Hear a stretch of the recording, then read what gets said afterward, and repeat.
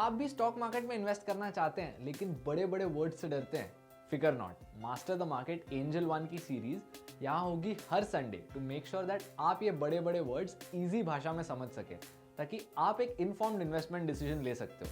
तो चलिए आज के हमारे टॉपिक की शुरुआत करते हैं, that is how does inflation impact the stock market. लेकिन शुरुआत करने से पहले हमारे यूट्यूब चैनल को सब्सक्राइब करना ना भूलें और बेल आइकन दबा लें so that you never miss an update from us.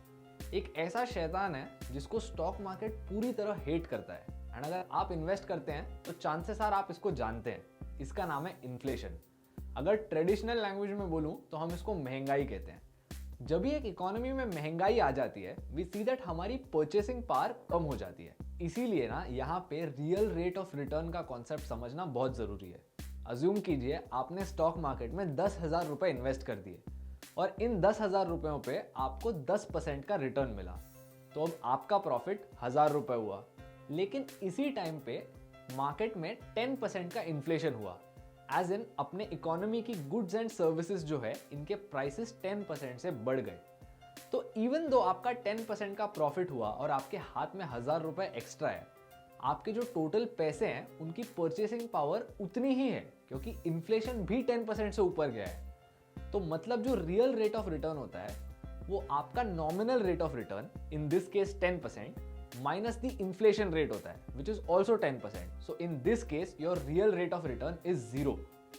And by now आपने ये भी फिगर आउट कर लिया होगा कि जो फिक्स डिपॉजिट के रेट्स है वो नेगेटिव में चल रहे हैं, क्योंकि जब फिक्स डिपॉजिट के रेट्स 4 या 5% है और अगर इन्फ्लेशन ही 6 से 8% के बीच में, तो you are not really making money from the fix deposit. मैंने वीडियो के शुरुआत में इन्फ्लेशन को शैतान कहा था, दिस इज द रीजन। अगर आप जानना चाहते हैं एट एनी गिवन पॉइंट एक कंट्री में इन्फ्लेशन कैसा चल रहा है, you can simply Google the inflation rate of that country.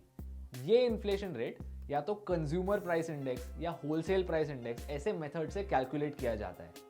A very notable source for finding out the inflation rate of India is the reserve bank of India itself. रही बात stock market की, इसको inflation बिल्कुल नहीं पसंद, क्योंकि assume कीजिए अगर एक साल में 4 से 6% का इन्फ्लेशन होने वाला है, मतलब 4 से 6% से आपके रिटर्न्स कम हो जाएंगे। लेकिन इज इन्फ्लेशन ऑलवेज बैड?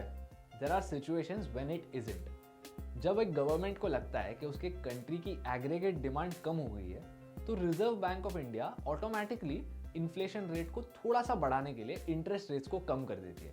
जब इंटरेस्ट रेट्स कम होते हैं तब मार्केट में पैसों की सप्लाई बढ़ जाती है एंड इस इंक्रीज इन सप्लाई की वजह से प्राइसेस बढ़ जाते हैं and the government tries to stimulate aggregate demand in the economy.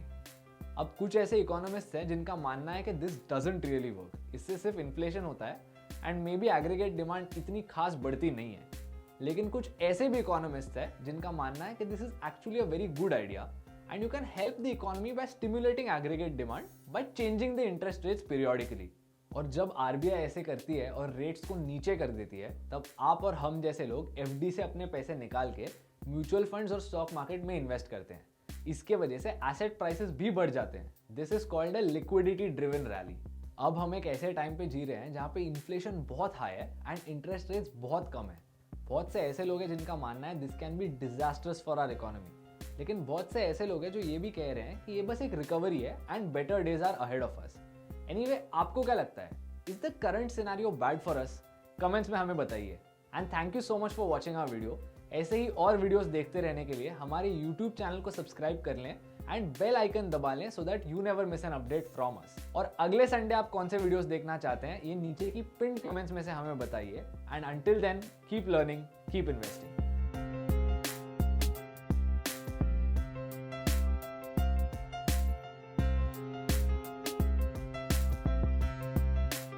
Investments in securities market are subject to market risks. Read all the related documents carefully before investing.